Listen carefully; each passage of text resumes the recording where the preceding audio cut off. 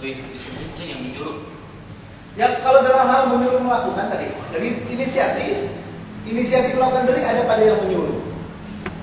Tapi pelaksanaan dari delik itu sendiri sepenuhnya dilakukan oleh yang melakukan. Jadi yang menyuruh ini cuma di belakang layar saja atau intelektualis saja. Dari segi pertanggungjawaban pidana, hanya yang menyuruh melakukan saja yang dipertanggungjawabkan. Sedangkan yang melakukan tidak mengapa karena dianggap sebagai alat tanpa kehendak. Gitu. Kemudian terkait dengan pernyataan saksi jelaskan, jika ada berkas perkara yang dipisah, maka apakah setiap perkara harus mencantumkan pasal 55 dalam BAP atau dalam dakwaan? Di sini penyertaan itu berhubungan dengan rumusan delik itu dapat diwujudkan karena keterlibatan lebih dari satu orang. Ya, dari suatu delik ada rumusan delik, ya, itu didakwakan kepada seseorang, tapi dia sendiri saja tidak bisa untuk memenuhi seluruh unsur delik itu. Ini namanya penyertaan. Karena dia tidak bisa memenuhi seluruh unsur delik itu karena yang melibatkan lebih dari satu orang, maka harus ditambahkan ketentuan tentang penyertaan. Ketentuan tentang penyertaan ini fungsinya memperluas ketentuan delik. Tadi saya bilang ketentuan delik itu dirumuskan untuk membuat tunggal. Dengan ketentuan tentang penyertaan, lalu kemudian orang-orang yang tidak mewujudkan isi rumusan delik secara sempurna sendiri itu juga bisa dipidana. Orang-orang yang terlibat dari satu tindak pidana yang dilakukan secara bersama-sama juga menjadi bisa dipidana. Oleh karena itu dia menjadi unsur delik harus dicantumkan di dalam. Harus dicantumkan. Saudara saksi, bagaimana kriteria surat dakwaan dalam tindak pidana turut serta? Maksudnya? Ya, kriteria misalnya ada tiga orang yang melakukan tindak pidana.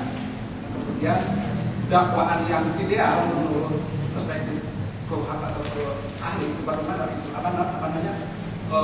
ideal dari dakwaan tersebut itu bagaimana? Mereka itu apakah dipisah, apakah disatukan, atau bagaimana menurut saksi ahli? Dipisah atau disatukan itu soal teknis penuntut, ya. Tidak ada hubungannya dengan apa yang harus tertuang di dalam dakwaan. Jadi yang paling pasti adalah ada uraian tentang perbuatan yang dilakukan. Tentu karena dia penyertaan, di situ harus disebutkan dengan jelas mana yang dilakukan oleh yang bersangkutan yang didakwa dan mana yang dilakukan oleh orang lain.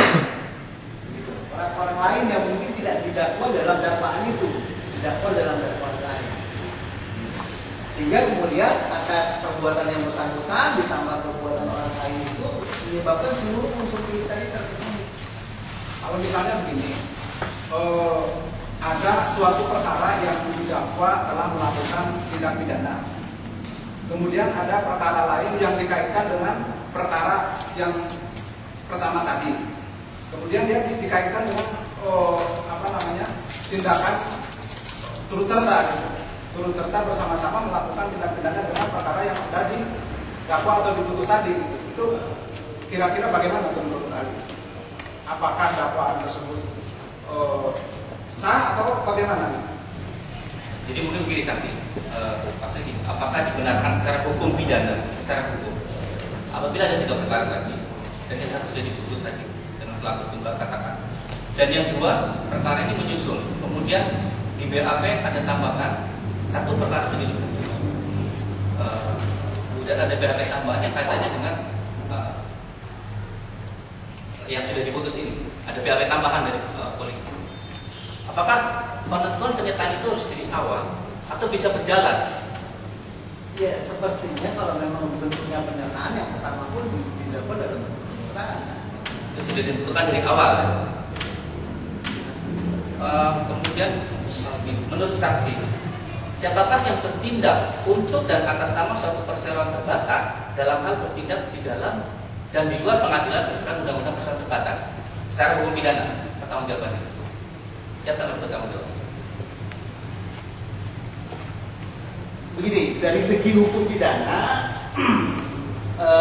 pertanggungjawaban itu apabila karena masalah orang melakukan suatu tindak pidana. Karena orang melakukan tindak pidana itu bisa dalam kapasitas dia sebagai pribadi, bisa dalam kapasitas dia sebagai pengurus korporasi, pengurus korporasi. Oleh karena itu maka kemudian ditentukan di dalam ilmu pengetahuan dalam hal bagaimana pengurus korporasi itu dipandang berbuat untuk dana nasabah korporasi dalam hukum pidana ya. Jadi kalau ditanya tanggung jawab siapa dari segi hukum perjalanan tentang urusan saya, tidak kalian saya. Jadi dari segi hukum pidana ditentukan ada 3 kriteria dianggap orang itu berbuat untuk dana nasabah korporasi. Pertama adalah orang yang mengambil kebijakan dalam korporasi. Kedua, orang yang memberikan perintah dilakukannya tindak pidana untuk dan atas nama suatu korporasi. Ketiga adalah orang yang memimpin dilakukannya suatu tindak pidana untuk dan atas nama suatu korporasi. Yang mengambil kebijakan, yang memberikan perintah, dan yang memimpin pelaksanaan dari suatu tindak pidana untuk dan atas nama korporasi. Kalau ada orang melakukan tindak pidana untuk dan atas nama suatu korporasi, tiga subjek tadi yang bisa dikualifikasi sebagai orang yang melakukan tindak pidana untuk dan atas nama korporasi. Contohnya gini Mas, apabila ada undang-undang tentang korupsi, si badan hukum ini juga memperkaya, itu yang bertanggung jawab siapa? Maksudnya? Satu perseroan terbatas melakukan tindak pidana, siapa yang bertanggung jawab secara hukum pidana? Suatu perseroan terbatas yang melakukan tindak pidana. Perseroan terbatas ini adalah korporasi. Maka yang harus dipertanggungjawabkan tadi orang yang mengambil kebijakan, orang yang memimpin dilakukan tindak pidana, dan orang yang memberikan perintah. Enggak apa ilmu pengetahuan yang memberikan kriteria umum seperti ini. Apakah direksi dianggap sebagai orang yang mengambil kebijakan? Nah, itu penilaiannya dari segi hukum perdata, tidak dari segi hukum pidana.